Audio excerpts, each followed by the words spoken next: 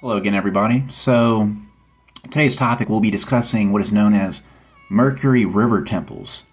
This is an interesting topic I've known about for several years now, but I've done some more investigative research into it. And interestingly enough, a lot of the narratives I'm hearing about this seem to be a little bit disingenuous about their true nature.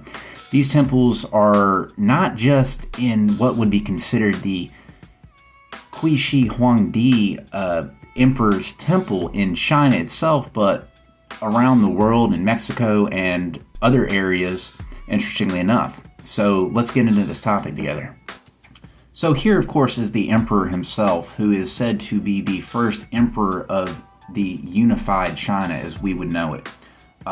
Interestingly enough, obsidian knives and other artifacts are said to be found littered around these temples, especially Qins Temple himself. And it's interesting to note that Mercury, when presented with an electrical charge, being an electrician, I've looked into this type of information, creates what we would know as levitating technology. So reaching outside of what is said to be just a ceremonial use of being a trap or whatever is kind of being disingenuous and a little bit naive in the aspect of the other properties of how this specific element could have been used in these temples. And do I think it's a coincidence? I think not.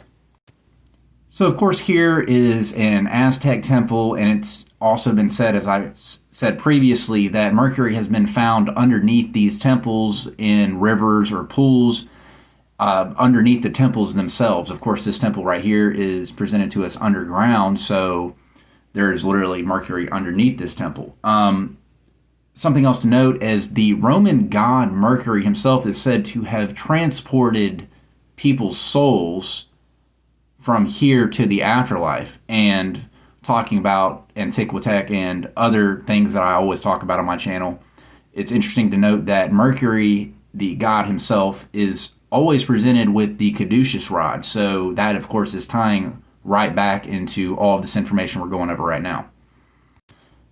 So as we know, Mercury is typically involved in what we would consider to be alchemist in the alchemical process and associated with the Teotihuacan pyramids as well as the Chinese pyramids that we've seen. So if anyone has any more information that I didn't elaborate in this video over this specific topic, comment down below, let me know. I find this topic absolutely fascinating, guys.